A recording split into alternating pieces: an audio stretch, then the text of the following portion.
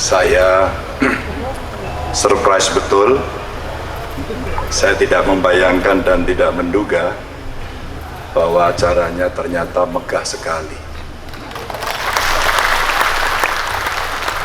Maka sebelum saya memulai, saya ingin menyampaikan terima kasih kepada Bapak, Ibu, saudara-saudara, kawan-kawan yang pasti beberapa hari ini tidak tidur menyiapkan acara ini dengan sangat luar biasa.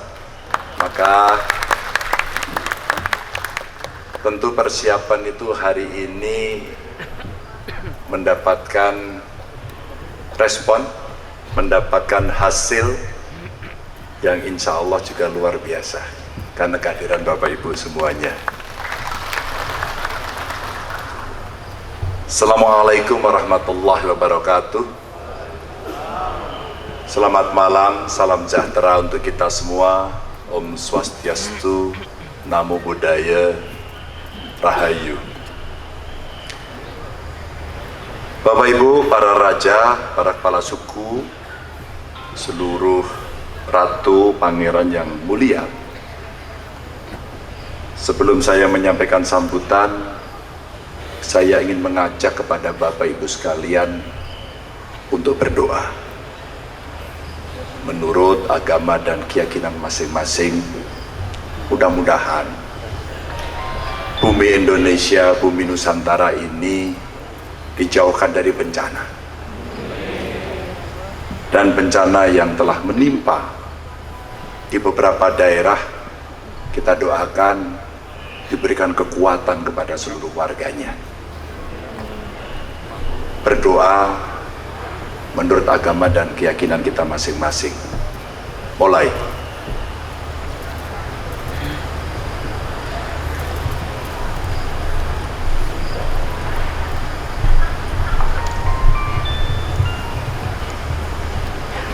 Amin.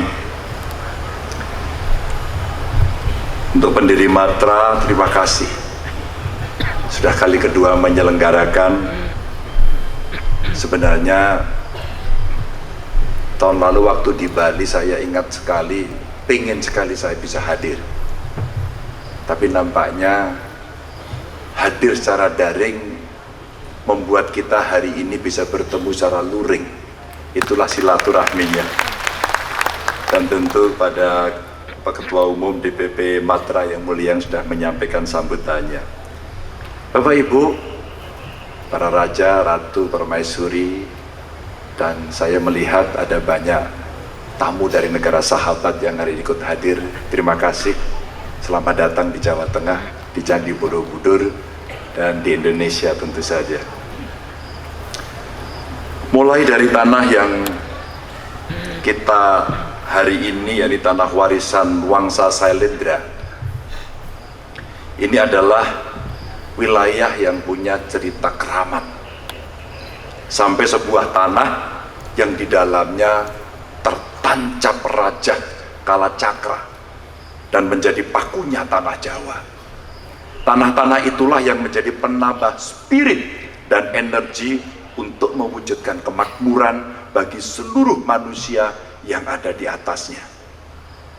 Bapak Ibu hadirin sekalian, pada kesempatan yang berbahagia ini saya ingin menyampaikan sambutan atas nama Republik Indonesia. Itu judulnya. Untuk mengawalinya ada sebuah ungkapan dari para cerdik pandai yang mengatakan demikian, Bapak Ibu. Jika budaya dan tradisi adalah benteng negara, maka kerajaan dan lembaga adat menjadi mercusuar yang merekam segala keadaan.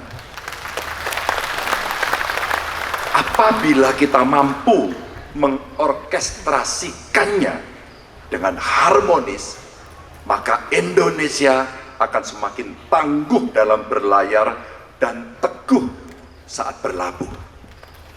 Bapak Ibu, ungkapan ini saya sampaikan di awal untuk menunjukkan bahwa ya, dalam cerita yang sangat panjang, dalam sejarah yang sangat panjang, kita semua, Bapak Ibu sekalian, leluhur kita berkontribusi atas berdirinya Republik ini. Bapak Ibu yang sangat saya muliakan, ketika kaum kolonial berhasil menjarah kekayaan dari tanah kita, tidak sekalipun mereka berhasil menjarah, apalagi membuat musnah budaya dan tradisi yang kita miliki. Tidak akan pernah. Mereka tak akan mampu memusnahkan budaya dan tradisi, sebagaimana mereka juga tidak mampu menghancurkan tatanan budaya dan tradisi Aceh, Minang, Deli, Palembang, Riau, Jawa, Luwu, Buton tadi ada di sana, Ternate, Mentawai, Bali, Madura, sampai Pulau Timur jauhnya ke Papua sana. Karena budaya dan tradisi letaknya jauh di dalam sanubari, di dalam jiwa kita semuanya. Dia bergerak membentuk perilaku, kebiasaan sampai kepribadian masyarakat. Dari situlah Bung Karno menyebut sebagai sumber inspirasi, sumber penggalian utama dari Pancasila. Karena faktor tradisi dan budaya ini pula lah yang akhirnya lahir sebuah pergerakan kebangsaan bernama Indonesia. Maka Bapak Ibu hadirin yang sangat saya muliakan, berkumpulnya para raja, kepala suku, serta anggota masyarakat adat Nusantara ini, bagi saya ini menjadi sejarah terbesar di bumi Nusantara setelah lahirnya Indonesia. Maka tadi saya mendapatkan cerita dari ketua, Pak Gubernur, dari acara pertama ke kedua bukan berkurang, malah bertambah jumlahnya. Dan itu kita harus siapkan untuk tahun berikutnya, yang mudah-mudahan kita tidak hanya mengundang dari yang Nusantara, tapi kita bisa undang dari banyak negara tetangga. Meski apa yang kita lakukan hari ini tidak dapat disaksikan para raja atau kepala suku terdahulu, tapi saya sangat yakin mereka akan tersenyum dan bertepuk tangan bangga. Sekali lagi, bangga. Mungkin mereka bakal meneteskan air mata bahagia karena melihat persatuan, kerukunan, serta terpadunya generasi penerusnya untuk mewujudkan cita-cita bersama atas nama Indonesia. Sebuah negara yang menjadi rumah besar bagi semuanya. Dari Sabang sampai Merauke, dari Miangas sampai Rote, seperti Mars tadi yang dinyanyikan. Banyak orang Bapak Ibu yang menyaksikan ketika sebuah negara sudah berdiri, apakah kerajaan atau lembaga adat masih relevan keberadaannya. Apa tidak cuma menjadi romantisme masa lalu yang sia-sia? Ada yang bertanya itu. Maka dengan sangat lantang saya ingin menjawab, seluruh kerajaan dan lembaga adat selamanya akan tetap relevan dan dibutuhkan oleh negara ini. Ini juga bukan sekedar romantisme Bapak Ibu, karena Indonesia bukan apa-apa tanpa mereka. Indonesia bukan apa-apa tanpa kontribusi dari leluhur panjenengan, leluhur Anda semuanya, leluhur kita sekalian.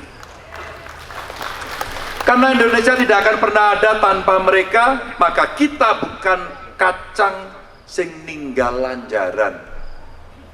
Terjemahannya tanya sebelahnya. Bukan kacang yang lupa pada kulitnya. Kerajaan dan lembaga adat selamanya akan menjadi spirit kehidupan terbesar dalam pergaulan kenegaraan dan kemanusiaan. Inilah keramat terbesar Nusantara. Berjuta-juta syukur saya haturkan ketika tanah Jawa Tengah dipilih menjadi pijakan bersatunya keramat dari seluruh penjuru Nusantara yang hari ini hadir. Terima kasih. Terlebih lagi, saat ini kita semua berdiri di halaman mahakarya leluhur kita yang bernama Candi Borobudur. Ada di belakang sana. Sebenarnya tempat ini mengisyaratkan betapa tingginya capaian yang dilahirkan dari sebuah kebudayaan, dari sebuah lembaga adat. Tempat ini jadi teladan pamungkas bagi kita yang masih ngugemi kerajaan, yang mestinya juga bisa melahirkan sebuah mahakarya berikutnya, apapun jenis dan bentuknya. Karena disitulah dapurnya ketahanan adat dan budaya itu. Tapi Bapak Ibu hadirin yang saya muliakan, jika kita introspeksi lebih dalam, sebenarnya sudah seberapa besar upaya kita untuk nguri-uri serta mengembangkan budaya dan tradisi yang bersemayam di negeri ini.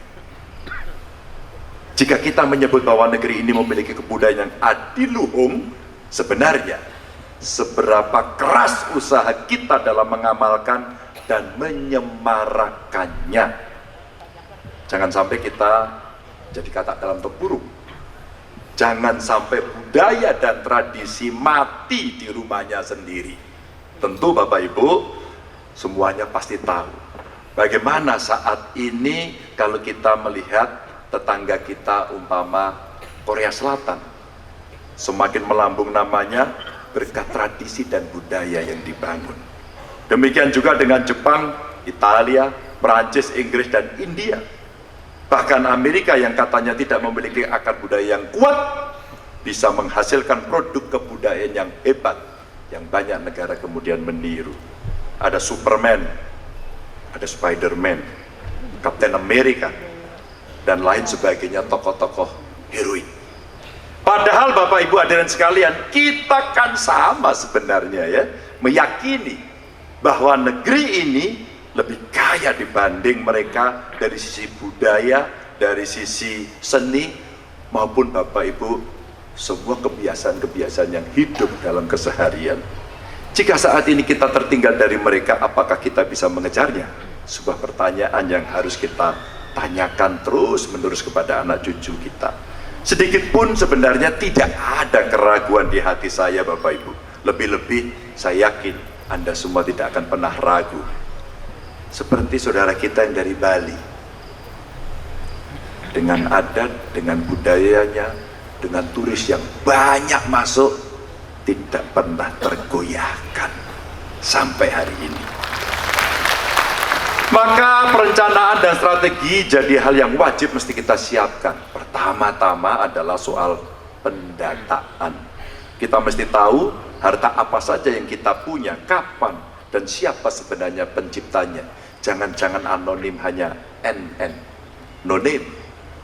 Apa kegunaan dan manfaatnya, bagaimana kondisinya hari ini, dan sebagainya, dan sebagainya. Jika kita sudah melakukan pendataan sendiri, bisa kita undang para ahli, semuanya expert, termasuk dari perguruan tinggi. Karena dari situlah sebenarnya perpaduan antara lembaga adat dengan perguruan tinggi yang punya manfaat jauh lebih besar bisa dilahirkan. Yang satu menguatkan dari sisi historis, sementara satunya menguatkan dari sisi teori sampai kemungkinan pengembangannya. Jika dari pendataan kita sudah kuat, maka budaya dan tradisi kita bisa kita manfaatkan untuk apa saja, termasuk untuk memajukan bangsa dan negara. Bapak Ibu hadirin sekalian, itulah yang saya kira inti dari berkebudayaan dalam kepribadian yang pernah disampaikan Bung Karno. Laku ataupun kebijakan apapun yang kita lahirkan hendaknya berdasar pada kebudayaan. Itulah sebenarnya kekuatan kita yang kita miliki hari ini. Maka jangan sampai kita merasa minder ketika bergaul dengan negara-negara yang katanya lebih maju, lebih modern, atau lebih apalah sebutannya. Jangan sampai ketika Pak Jokowi bilang kita mesti berdiri dengan kepala yang tegak saat berhadapan dengan bangsa-bangsa lain, seperti saat pertemuan G20 di Bali kemarin. Indonesia sekarang berada pada puncak kepemimpinan dunia. Presidensi G20, ASEAN, dan ketika banyak negara inflasinya melambung tinggi, alhamdulillah Indonesia masih terkendali. Ketika pertumbuhan tidak terlalu tinggi di banyak negara, alhamdulillah kita masih bisa tumbuh di atas 5%. Apakah kita tidak yakin pada kemampuan sendiri? Bapak Ibu yang sangat saya hormati, sangat sepakat apa yang disampaikan oleh Pak Presiden Pak Jokowi itu. Dan tentu kita semua mesti sepakat, karena kita menolak jadi bangsa yang inferior. Bapak Ibu hadirin sekalian, sudah waktunya buat kita untuk mengoptimalkan seluruh nilai dan pengetahuan dari kerajaan-kerajaan serta lembaga adat. Dunia membutuhkan kebijakan-kebijakan yang Bapak Ibu simpan untuk keseimbangan kehidupan. Untuk merealisasikan itu, tidak ada pilihan bagi kita selain harus menjaga martabat kerajaan dan lembaga adat yang ada di seluruh penjuru dunia. Saya menyampaikan terima kasih karena Bapak Ibu sedang menjaga itu. Bapak Ibu yang sangat saya hormati, semoga dengan festival ini kita akan benar-benar memperoleh ketahanan adat dan budaya nasional yang kita miliki. Karena cuma jalur inilah yang bisa membuat masyarakat dunia terpukau, terpesona dengan Indonesia. Terima kasih. Wassalamualaikum warahmatullahi wabarakatuh. Om Santi Santi Santi Om. Waalaikumsalam warahmatullahi wabarakatuh.